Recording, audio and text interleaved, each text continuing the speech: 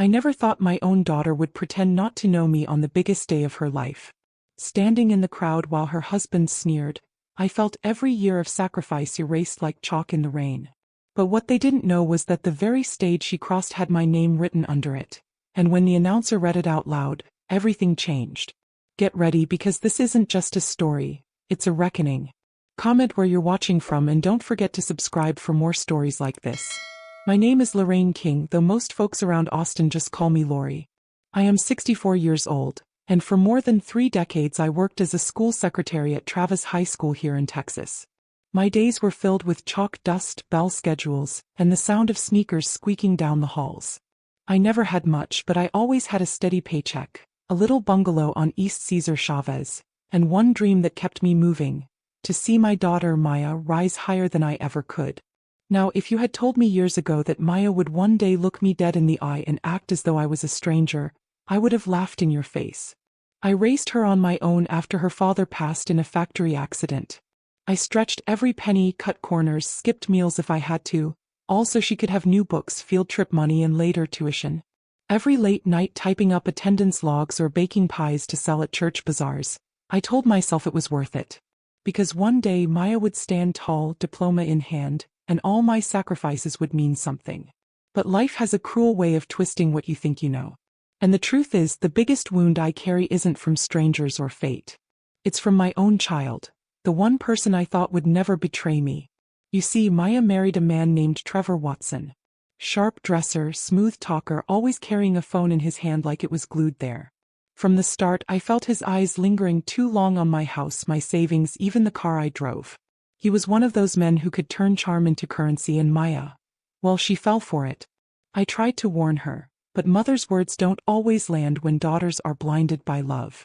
I watched as Trevor's voice started to drown out my own in her life. Where I once was her first call, I became her last. Where we used to spend Sundays cooking gumbo together, she now rushed off to meetings or networking dinners with Trevor's circle. And then came the real knife to the chest. The day they asked me to sign papers for a refinance that they promised would help Maya finish school faster and secure her future.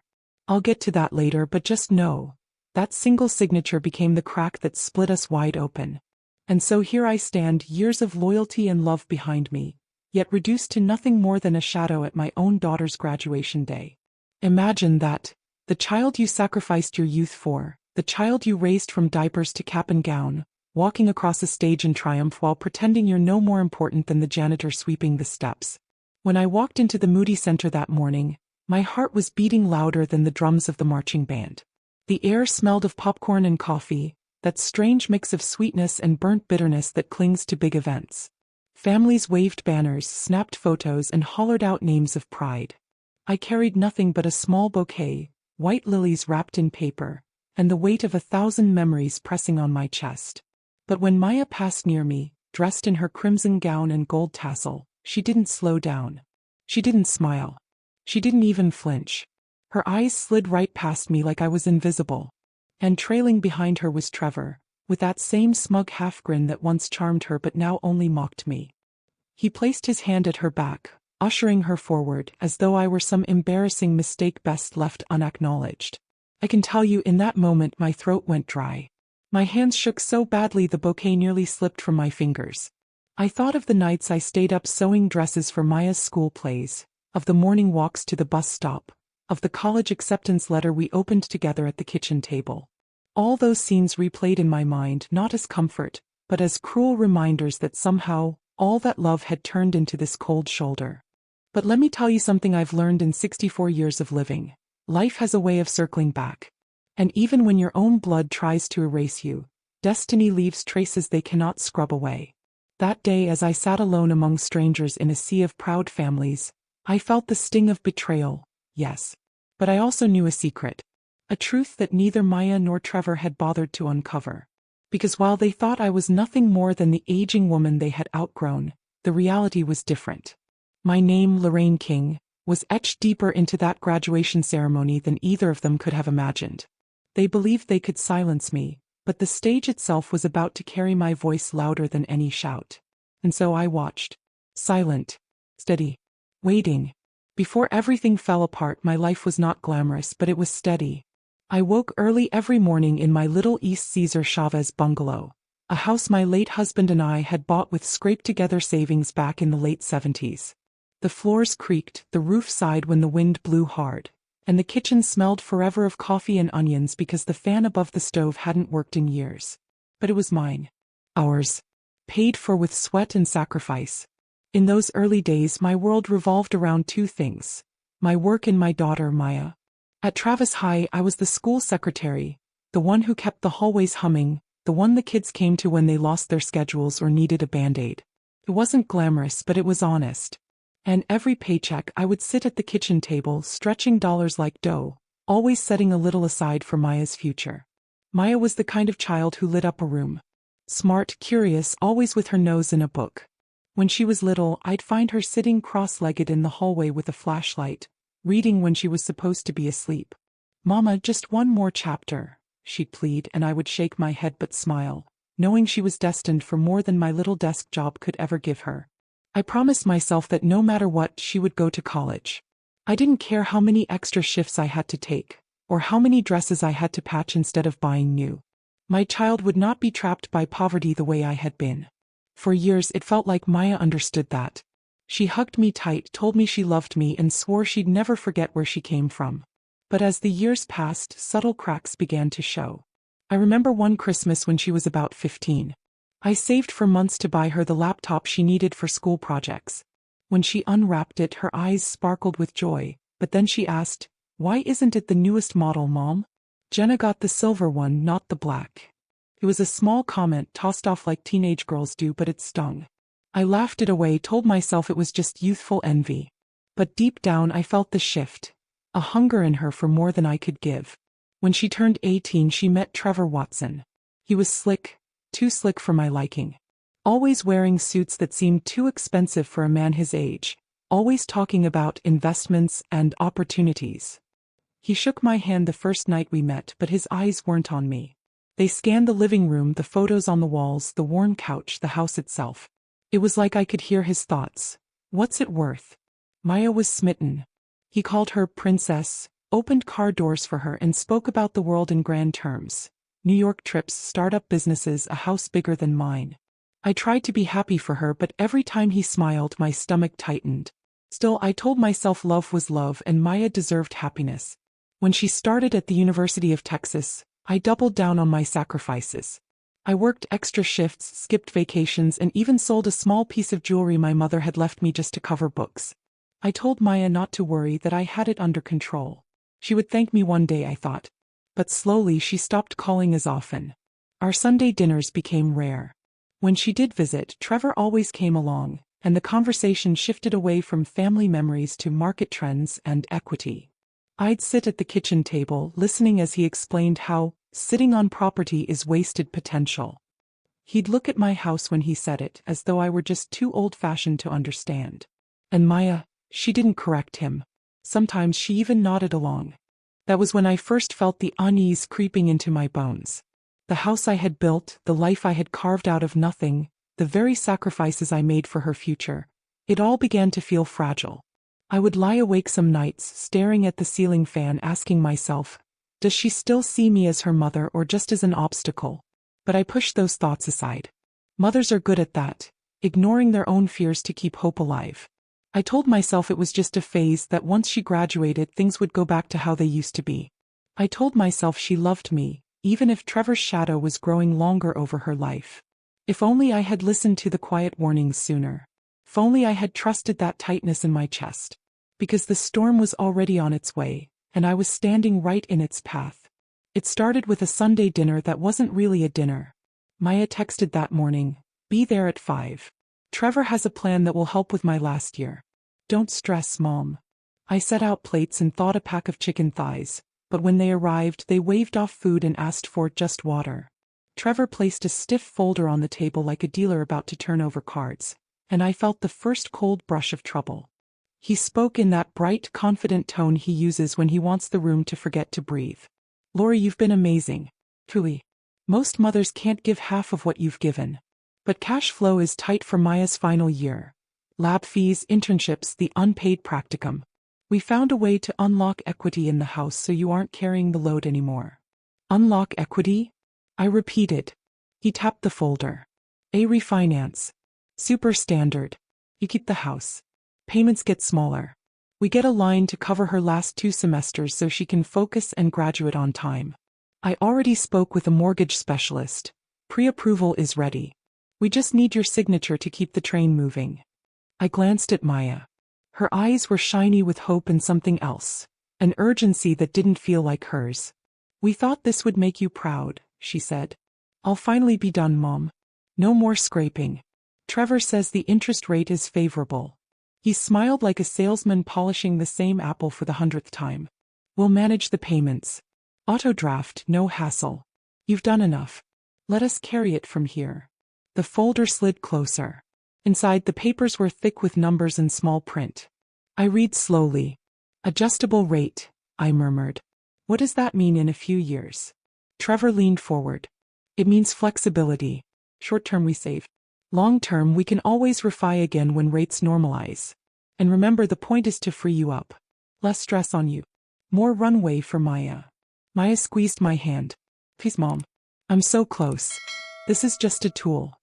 I looked at the walls around us. The framed kindergarten painting with sloppy suns, the chipped clock that ran 6 minutes fast, the dent in the baseboard from the time we moved in the second-hand bookcase. Everything in that room had been earned the slow way. My chest felt tight. I want my own attorney to read this, I said, pushing the pages back an inch. Trevor's smile flickered but didn't fade. Of course. Only thing is, the rate lock expires Tuesday.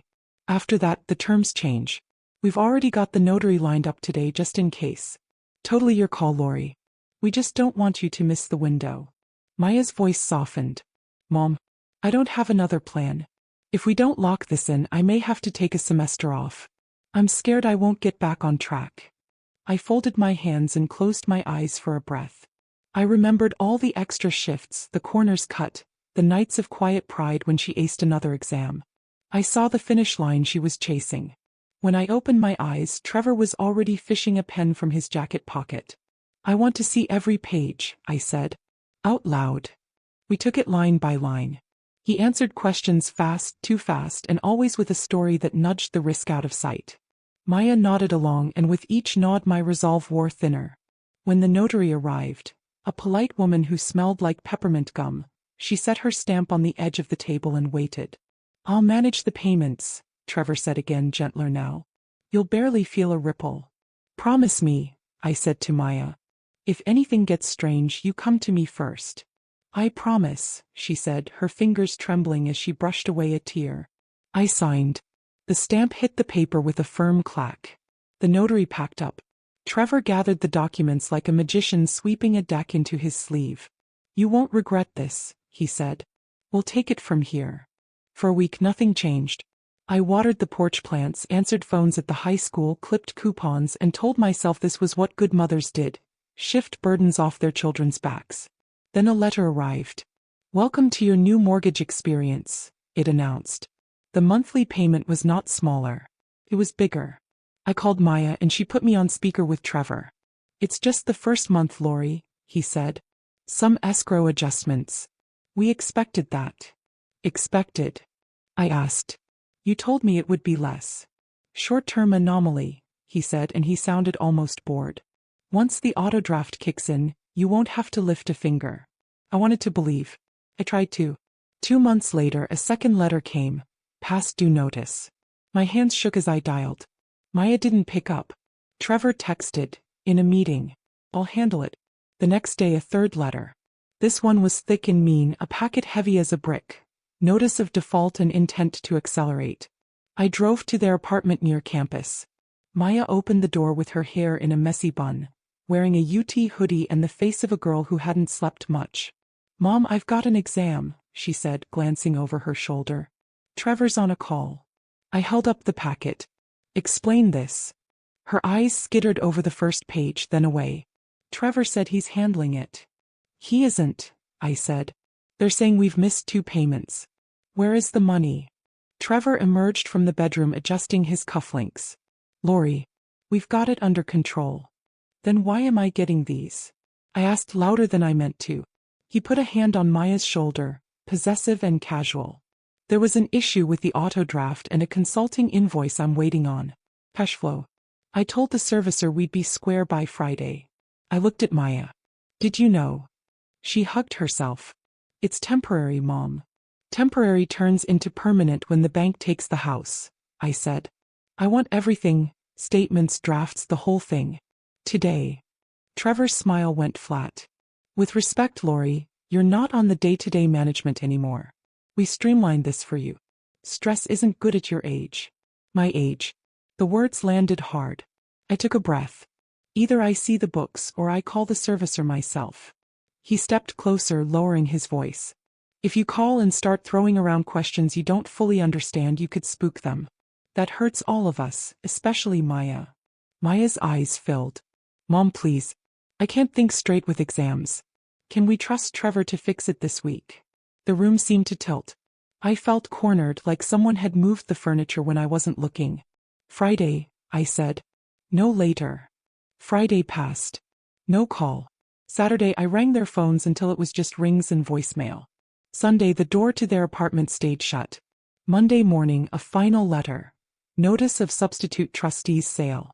A date. A time. My house listed in black ink like a thing already gone.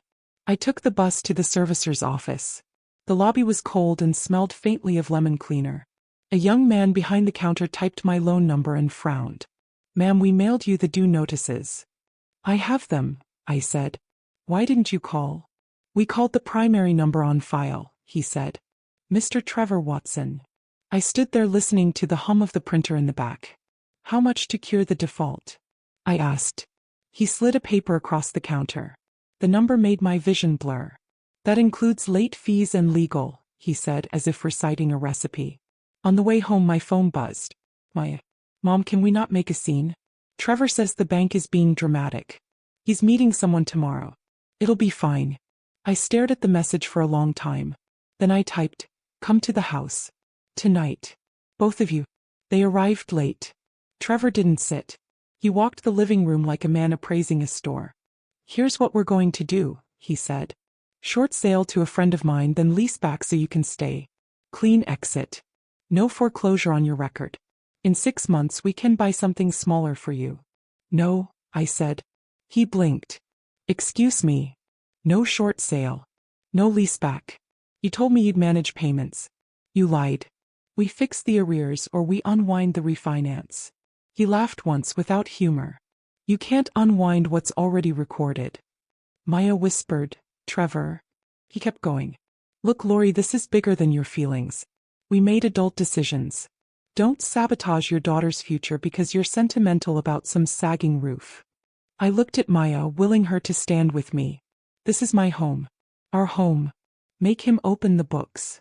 She stared at the floor. Mom, I can't have drama right now. Graduation is in sight. Please don't make this harder. There it was, the moment the ground gave way. Not a shout, not a slammed door. Just the quiet of my child choosing to look away while someone else packed the truth into a neat story and handed it to her. My knees felt weak. I steadied myself on the edge of the couch. You're choosing him, I said softly. I'm choosing peace, she replied. Trevor motioned to the door. We'll circle back after my meeting, he said. Do not call the bank again. When they left, the house felt unfamiliar, like a photograph that had faded at the edges. I stood in the kitchen listening to the refrigerator hum and the distant traffic on Cesar Chavez. Outside, a stray cat knocked over the porch planter and the soil spilled in a dark fan across the steps. I didn't move to clean it. 2 weeks later, a man in a blazer handed me a stack of papers on the porch. Ma'am, he said, eyes sliding away. The top page bore the words trustees sale scheduled. I signed for it with a pen that scratched like a dry branch. As he walked off, he said almost kindly, you should call someone. I did. I called Maya. She answered on the second ring, breathless. I heard laughter and clinking glasses behind her. Mom, I can't talk. We're at a scholarship gala. Trevor says he's got a plan. I got the sale notice, I said. If you don't come now, don't come at all. There was a long silence. Finally, Mom, I can't. Trevor's handling it. The line clicked dead. That was the night I understood what betrayal feels like when it wears your child's face. Not a knife. More like a turning of the back that lets the wind hit you full on. I locked the door, sat at the kitchen table where I had signed away the safety I thought I understood, and laid the papers out in a neat row.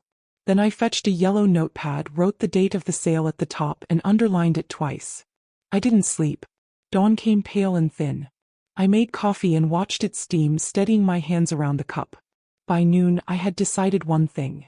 If they were going to treat me like I didn't understand my own life, then I would learn every inch of it. Not to argue.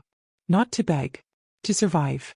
And so the fall began, not with a scream but with the soft, final sound of something giving way. I took a breath, squared my shoulders, and prepared to walk into the storm they had invited to my door. When the foreclosure notice became final, I felt the walls of my little bungalow close in on me. The place that had been my safe harbor for more than 3 decades was suddenly no longer mine. On the morning of the sale, I stood on the porch while strangers in dark suits walked through the neighborhood with clipboards, and my heart felt like it had been scraped raw. By the afternoon, the papers were signed and the house was gone. Just like that, a whole life dissolved into someone else's balance sheet. I packed what I could into boxes and bins, labeling them with shaking hands. Photographs went into one tub, kitchenware into another. My wedding dress, yellowed and brittle from years in the closet, went into a trash bag because there was no space. Each item I placed away was like closing the lid on a memory. The air smelled of dust and lemon cleaner as I scrubbed the counters one last time. When I locked the door, the key felt heavy in my palm. I slid it into an envelope for the bank's agent and walked away without turning back. With what little money I had, I moved into a senior studio in San Marcos. The room was narrow, with walls painted an uninspired beige and carpet that smelled faintly of bleach. The window overlooked a parking lot where a single street lamp buzzed at night. It was nothing like the home I had raised Maya in. At night, when I tried to sleep, I could hear muffled television sets from my neighbors, and I'd lie awake listening to them just to remind myself I wasn't completely alone. To make ends meet, I picked up part-time work at a corner store, bagging groceries for tips and organizing cans on shelves. The work was simple but grueling on my knees.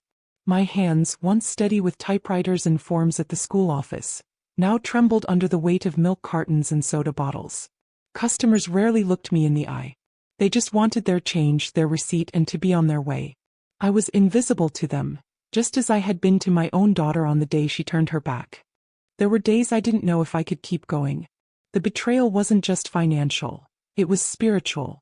I felt abandoned, humiliated, discarded. People at church asked where Maya was, why she hadn't been around, and I learned to give polite half-truths. "She's busy with school," I'd say, forcing a smile. I couldn't bear to admit that my only child had chosen a man's voice over mine. One rainy afternoon, while sorting through a plastic bin I had carried from the old house, I came across a small envelope marked in my father's handwriting. My father had passed decades earlier, and just the sight of his script, slanted, deliberate, familiar, brought tears to my eyes. Inside was a yellowed receipt from First National Bank of Austin, dated back to the late 1980s.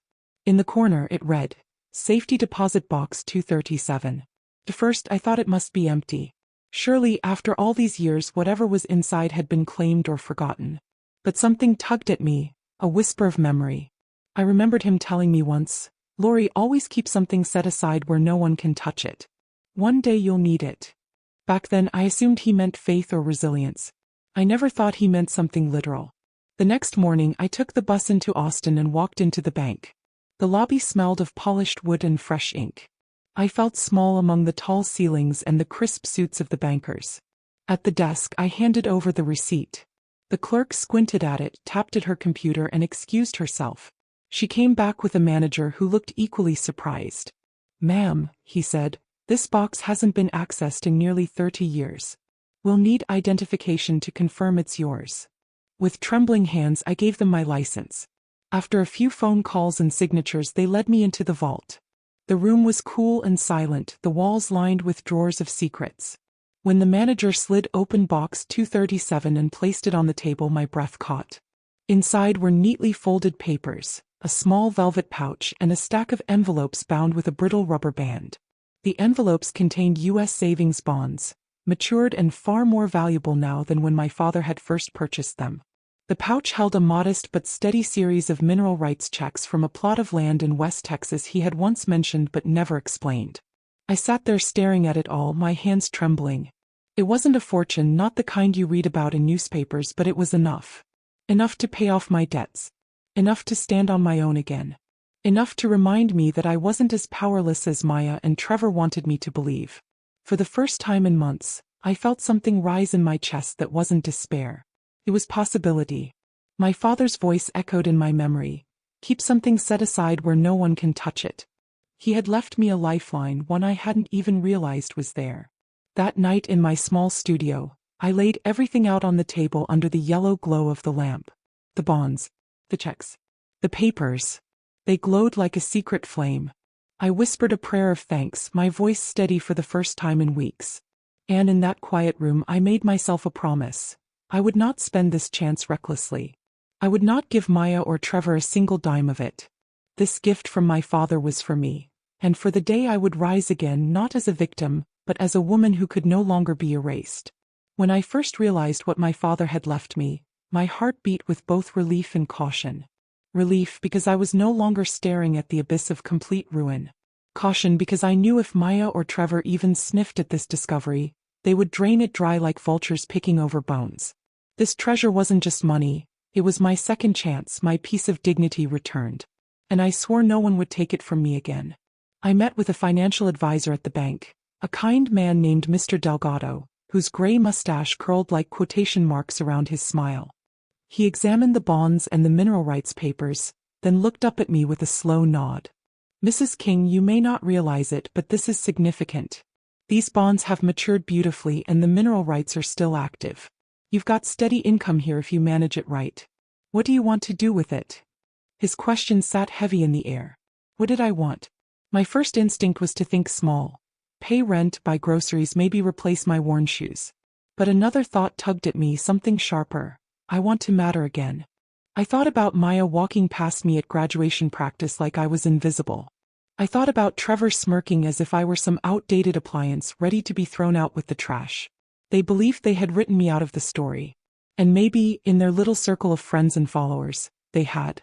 But there was a wider stage, one they didn't even know I could step onto. So I asked Mr. Delgado to set up a trust in my maiden name, Lorraine Ellison. That way my identity wouldn't be immediately obvious. Then I contacted the development office at the University of Texas.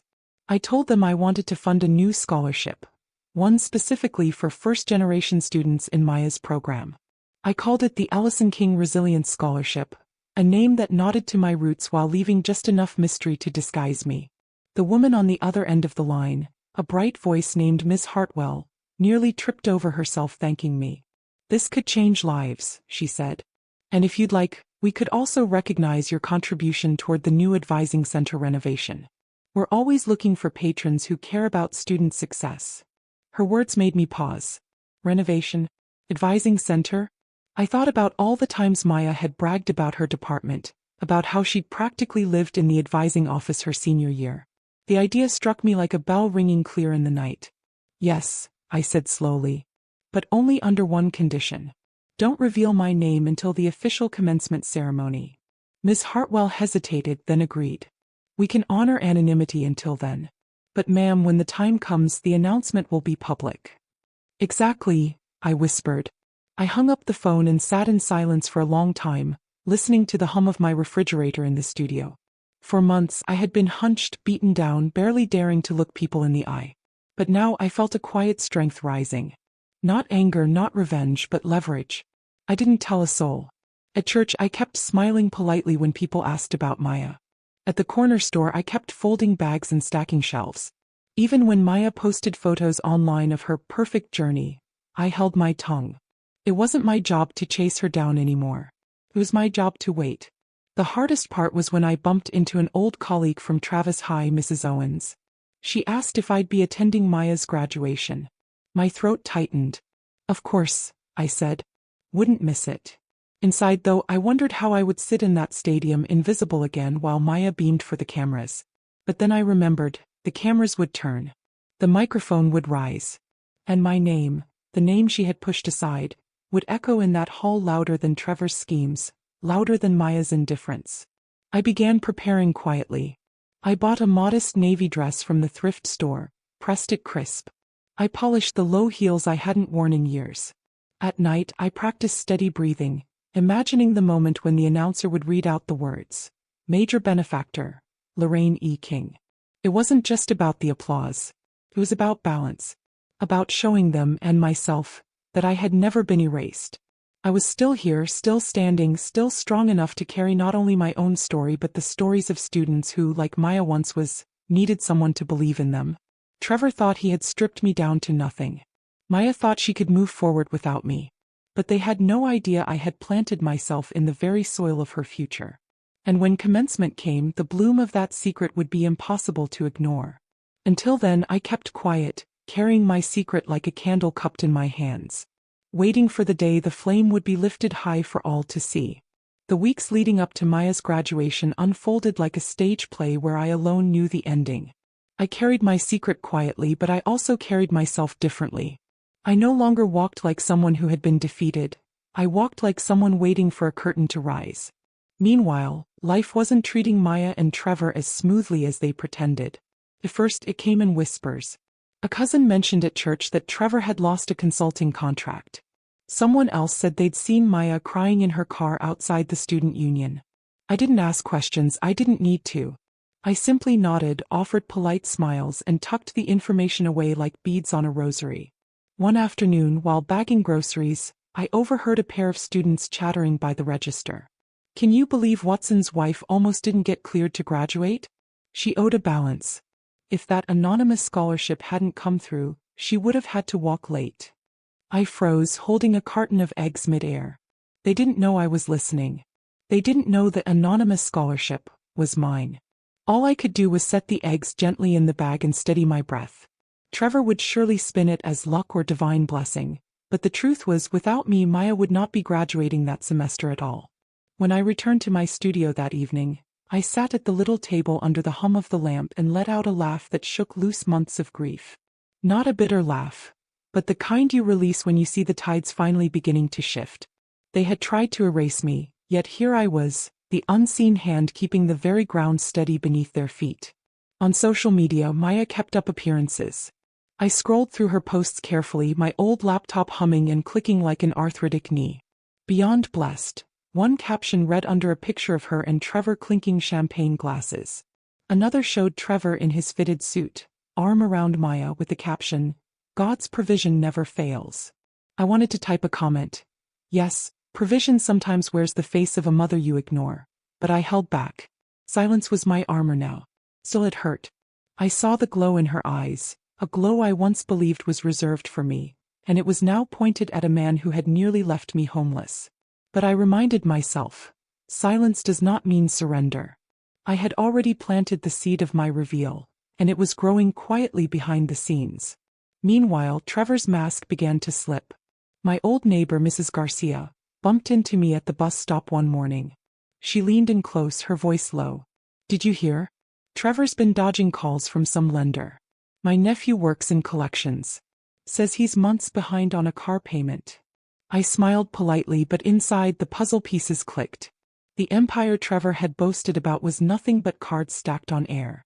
And now the breeze of consequence was starting to blow. At church, whispers continued. Someone mentioned Maya had started avoiding family gatherings, saying she was too busy with finals. I knew better. Shame keeps people away faster than schedules do. They didn't want anyone noticing the cracks. Back in my studio, I prayed quietly each night. Not for revenge, not even for Maya's humiliation, but for clarity. For the strength to walk into that graduation not as a bitter woman but as a steady one. Because the truth was, Maya's struggles didn't bring me joy. They brought me sorrow. Sorrow that she had chosen a path where she was tied to a man like Trevor, blind to how he pulled her down even as he promised to lift her up. And yet I couldn't interfere. Not yet. Interference would spoil everything. My moment was already written into the program of her graduation day. 1 week before the ceremony, I got a formal invitation in the mail. The university had printed my name, Lorraine E. King, under the Major Benefactors section. My hands trembled as I held the envelope. I traced my name with a finger, letting the ink remind me that I was not gone, not forgotten, not erased. The night before graduation, I laid out my navy dress and polished shoes. I pressed the lilies I'd bought at the corner store into a fresh paper wrap. I looked in the mirror at my 64-year-old face, lined and weathered but not broken. I whispered to myself, tomorrow the silence ends. Because while Maya and Trevor scrambled to hold up their facade, while they spun stories of success that barely held together, I was walking with a calm heart. They had no idea the stage they thought was theirs alone was about to become mine too. And so I waited, steady and patient, as the cracks in their perfect picture widened. Not to gloat, not to strike, but to let the truth step into the light in its own time. Graduation day arrived with skies so bright they hurt the eyes. The kind of Texas sun that burns through fabric and memory alike. Families poured into the Moody Center wearing their Sunday best, waving posters, snapping photos with phones held high. The smell of hot pretzels and popcorn drifted through the air, mixing with the brassy echoes of the university band warming up. I walked in alone, bouquet of white lilies in my hands, and found my seat near the middle rows. Around me, laughter bubbled, parents clapping each other on the shoulders, children climbing into laps, cousins hollering names they would soon cheer from the rafters. I sat quietly, steadying myself, my dress pressed and my shoes shining but my heart hammering beneath the calm. When the graduates filed in, a sea of crimson robes and gold tassels, I spotted Maya instantly. She looked radiant, her smile wide and camera-ready. Her eyes skimmed the crowd, landing on me for the briefest second, and then slid right past as though I were just another stranger in the crowd. Trevor followed behind her, slick as ever in his tailored suit, whispering something that made her laugh. And then he saw me. His smirk widened, the same smug curve of lips that had haunted me since the refinance. He mouthed something to Maya and she gave a small shrug, turning away. My throat tightened, but I did not flinch. I held my bouquet in my lap and folded my hands over it like a prayer. I reminded myself, wait, just wait. The ceremony rolled on, the president of the university speaking about resilience and the future. My ears buzzed, every word washing past me. Then came the parade of names, each graduate stepping onto the stage, applause rippling like waves through the arena. When Maya's name was called, Trevor leapt to his feet, shouting and clapping so loudly his voice cut above the crowd. Maya beamed, holding her diploma aloft. For a moment, it was as if I truly didn't exist. But fate has its timing. After the graduates were seated again, the dean stepped up to the podium with a new energy in his voice. Before we close, we have a special recognition. Our advising center renovation and several student scholarships were made possible this year by a major benefactor. It is with great honor that we acknowledge. He paused, looking down at the card in his hand. The big screens flickered to life and my heart clenched. Mrs. Lorraine E. King. The name boomed through the speakers, echoing against every wall, and there it was in bold letters across the screens. Major Benefactor, Lorraine E. King. For a moment the arena seemed to hold its breath. Then applause erupted, rolling like thunder. A spotlight swung across the crowd and landed squarely on me. I stood slowly, bouquet trembling in my hands, my navy dress glowing under the sudden glare. Strangers turned, clapping for me, nodding with gratitude, some even rising to their feet. Faculty members on stage craned their necks, smiling warmly in my direction. And then I looked at Maya. Her face froze mid-smile, her lips parted but no sound came. Trevor's grin collapsed, his color draining as though someone had pulled a plug in his chest. He leaned toward Maya, whispering frantically, but her eyes stayed locked on me, wide and unblinking. I didn't wave, didn't gloat. I simply inclined my head in acknowledgement, letting the applause wash over me like a tide I had been waiting for my whole life. From across the arena, I saw a young woman in cap and gown mouth the words "thank you" to me. Another graduate placed her hand over her heart. These were students who would never know my story, never know how close I had come to being erased. But in that moment they knew my name, and that was enough. The applause lingered longer than I expected, a steady beat that seemed to echo through my bones. I lowered myself back into my seat, the spotlight dimming, the crowd settling. But the damage was done, or perhaps the healing. My name had been spoken where Maya had chosen silence. The truth had stepped into the light. As the ceremony concluded and people spilled into the hallways, I walked calmly through the crowd, clutching my lilies. Parents congratulated me, strangers offered handshakes, Even a local reporter pressed a card into my palm saying, "Would love to feature your story, ma'am." I smiled politely, keeping my voice low. Perhaps another day. And then I saw them. Maya and Trevor stood near the exit, surrounded by classmates taking photos. But their attention wasn't on the cameras. It was on me. Trevor's jaw was tight, his smile forced for the pictures. Maya's eyes were red, her face pale. When our eyes finally met, she didn't look away this time. She just stared as though she were finally seeing me for the first time in years. I walked past them without a word, the bouquet clutched tight, the applause of the arena still echoing in my ears. The crowd poured out of the moody center like a flood, voices tumbling over one another, laughter bouncing off the concrete walls. Balloons bobbed in the air, camera flashes flickered, and the smell of hot asphalt rose in waves as the sun beat down. I moved slowly through the crowd, bouquet clutched against my chest when I felt it, eyes burning into me. Maya stood several feet away, cap in hand, her crimson gown swaying in the breeze.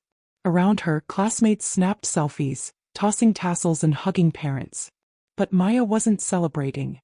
Her face was pale, her smile brittle, her gaze locked on me as if the ground had shifted beneath her feet. And beside her, Trevor looked like a man whose bluff had finally been called. His jaw was tight, his eyes darting everywhere but mine. When our gazes did meet, his smirk was gone, replaced with a thin, nervous line. He hurried to Maya's side, gripping her elbow as though to keep her upright. I didn't approach them. Not yet. I let the air hang heavy between us, the applause of the arena still echoing in our ears. It was Maya who broke first. She stepped forward, her lips parting, but no sound came. Trevor leaned close, whispering fast, his hand at her back, urging her away from me. Before they could vanish into the tide of families, a reporter appeared at my shoulder. "Mrs. King," he asked breathlessly, "could we get a quick comment about your donation? It's remarkable." I turned, forcing a polite smile. "I think the students said everything for me," I replied softly. "This day belongs to them." His eyes lit up at my refusal, perhaps sensing a bigger story behind the calm. He pressed his card into my hand before being swept away by the chaos. When I finally reached the parking lot, the heat shimmered above the cars.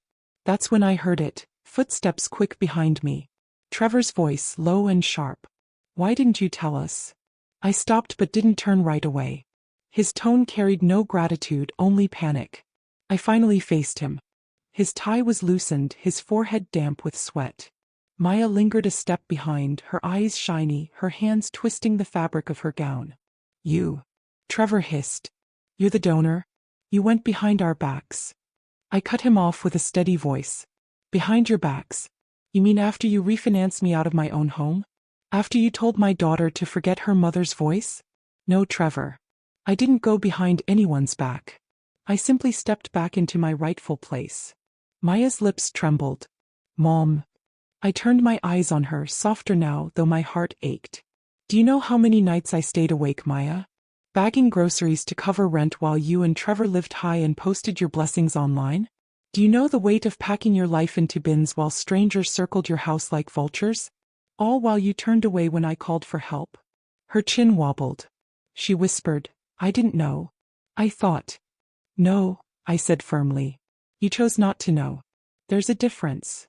Trevor stepped forward, lowering his voice as though bargaining in a back alley. "You embarrassed us. Do you understand that? Everyone saw. Do you know what this will do to my reputation?" His words were so absurd I almost laughed. "Your reputation?" I asked. "The one built on lies, on borrowed money, on manipulating a woman old enough to be your mother? That reputation." He clenched his fists. "You had no right." "I had every right," I interrupted, my voice sharper now. "I earned it. I sacrificed for it. I bled for it. And unlike you, I didn't need to steal from family to make it happen." The silence that followed was thick, broken only by the honking of a car somewhere in the lot. Maya finally spoke, her voice cracking. "Mom, I'm sorry. I should have been there. I let him." She broke off, tears spilling down her cheeks. Trevor tugged at her arm, muttering, "Don't do this here." But Maya shook him off. Her shoulders sagged as though the weight of everything had finally come crashing down. She looked at me, her eyes pleading. "Can we talk? Just us?" I stared at her for a long moment. My heart wanted to open wide, to rush in and hold her the way I did when she was a little girl with scraped knees. But my spirit remembered the coldness in her voice when she told me Trevor was handling things. The betrayal still stung too deep to wash away in a single apology. I nodded once, but firmly. Not today. When the time is right, I'll sit with you.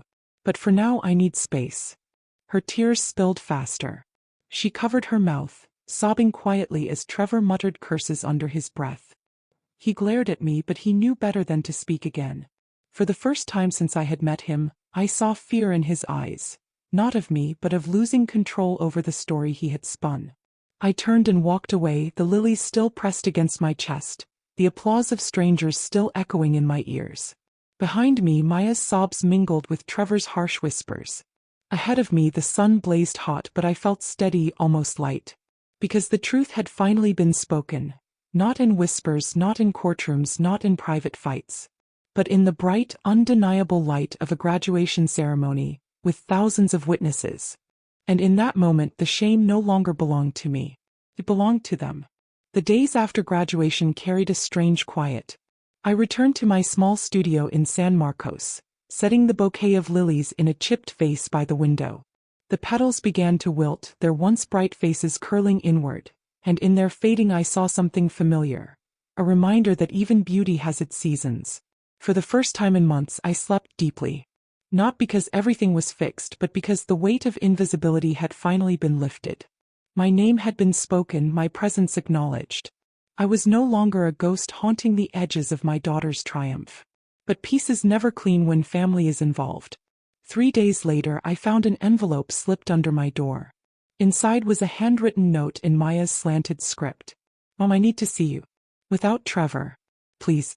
I don't want to lose you. Can we meet for coffee? Just us. Maya. I read the words again and again, my throat tightening. Part of me longed to rush into her arms, to forget the months of silence, the cold shoulders, the betrayal. But another part, the part that had packed boxes alone, that had been served papers on her own porch, reminded me that forgiveness without boundaries is just another form of surrender. So I agreed, but on my terms. We met at a small cafe on South Congress, the kind of place where the air smells of cinnamon and old wood. I chose a table by the window where sunlight pooled across the floorboards. When Maya walked in, she looked smaller than I remembered, her shoulders hunched, her eyes shadowed with sleepless nights. She sat down, her hands wrapped tight around her coffee cup. For a long moment, neither of us spoke. Then, in a voice barely above a whisper, she said, "Mom, I messed up. I let Trevor talk me into things I didn't understand. I should have protected you. I didn't. And I hate myself for it." Her words cracked something in me, but I didn't let it spill out. I took a slow sip of my tea before answering. "Maya, you didn't just fail to protect me. You chose to look away. You had chances to speak up, and you stayed silent." She nodded, tears sliding down her cheeks. "I know, Bob. I thought if I kept peace with him, everything would be fine. But I see now it was built on lies. And I hurt you most of all." I reached across the table, placing my hand gently over hers. "I can't erase what happened. And I can't pretend it didn't break me. But I'm here now. If we rebuild, it will be slow. Honest. No more secrets. No more letting anyone else speak for you." Her shoulders shook with quiet sobs. "I want that. I want us back." For the first time in a long while, I believed her. Not fully. Trust takes more than words. But enough to open a crack in the wall I had built around my heart. As we parted, I made my boundaries clear. "We'll start with small steps, Maya. Coffee, phone calls, maybe dinner later. But I won't let Trevor sit at the table with me, not yet. If he wants forgiveness, he has to earn it separately." She nodded quickly, almost desperately. "I understand. I'll keep him away. I just want my mom back." Walking back to my studio, the air felt lighter, the breeze softer. For the first time in months, I didn't feel entirely alone. I carried hope in one hand and caution in the other, knowing both were necessary. That night, I opened the scholarship papers again and traced the bold letters. Allison King Resilience Scholarship. My father's foresight had given me strength. My sacrifice had given Maya her degree. And now, perhaps, there was a chance to reclaim something even more precious. Our bond, though fragile, though scarred. It would not be easy. Reconciliation never is. But for the first time since the betrayal, the path before me did not feel like ruin. It felt like a road, cracked and narrow, yes, but leading somewhere I wanted to go. And with each step I would hold my dignity close, making sure it was never again placed in the hands of those who could not honor it. The weeks after Maya's graduation unfolded quietly, as though life itself was letting me breathe again. I still worked my shifts at the corner store, still rode the bus through San Marcos, still lived in my modest little studio. But something inside me had shifted. I no longer carried the heaviness of being erased. My name had been spoken, my presence acknowledged, and no one could take that moment from me. Maya and I began meeting slowly, carefully, like two travelers crossing a fragile bridge. At first it was just coffee. She listened more than she spoke, her eyes downcast as she stirred her cup. With time she began to share little things. About her classes, her fears, even small memories of our old life in the bungalow. I didn't rush her. I let silence do its work. Sometimes silence heals more than speeches ever could. Trevor stayed away. True to my boundary, Maya kept him at a distance when I was present.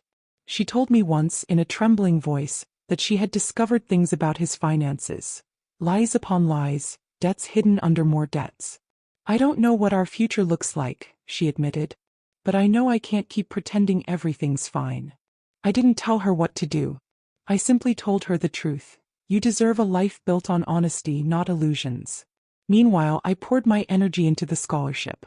The first group of students wrote thank you letters to the Ellison King Benefactor. I read each one under the glow of my desk lamp, my eyes wet with tears. They spoke of second chances, of doors opened, of burdens lifted. One young woman wrote, "Because of you, I can walk across the stage without debt crushing me." Their gratitude soothed a wound that betrayal had carved deep. My father's wisdom, passed down through those bonds and mineral rights, had blossomed into something bigger than either of us. With the steady income from the trust, I bought a small condo in my name only, a place with clean walls and a balcony where I could grow potted herbs. No refinance, no shared signatures, no hidden traps. Just mine. When I turned the key in the lock for the first time, I whispered aloud, "This is for you, Dad." And for me. Sometimes late at night I thought about the bungalow on East Cesar Chavez. The creak of its floors, the way the evening light spilled through the kitchen blinds, the dent in the baseboard from moving that second-hand bookcase. It hurt to know I would never walk its halls again. But I came to understand something. A house is just wood and nails. What matters is the life you build inside yourself. That can't be stolen by papers or banks. Maya visited me one evening, standing awkwardly on the balcony, her hair tucked behind her ear like she was a little girl again. She looked out at the sunset, orange bleeding into violet. "Mom," she said softly, "I don't deserve your forgiveness. But I want to earn it. I don't want Trevor's voice to be louder than mine anymore." I took her hand, squeezing gently. Forgiveness doesn't mean forgetting. It means we decide what we do with the hurt. And I choose not to carry bitterness. But trust will grow only if you water it yourself, day by day. She nodded, tears spilling silently, and for the first time in years she leaned her head on my shoulder. We sat that way until the sky went dark, saying little, letting the night hold us. I know the road ahead will not be simple. Some wounds leave scars that never fully fade. But I also know this. I am no longer defined by betrayal. I am defined by resilience. By survival. By the choice to rise again even when those closest to me tried to drag me under. So I walk forward with dignity, my story no longer hidden. I walk as a woman who carried her daughter through storms, who endured betrayal, and who still found the strength to stand tall. And if you are listening, if you have been cut down by the very people you loved most, remember this. Your story isn't finished. The same hand that betrayal tries to silence can be the hand that writes your new beginning. Thank you for listening. Don't forget to subscribe and feel free to share your story in the comments. Your voice matters.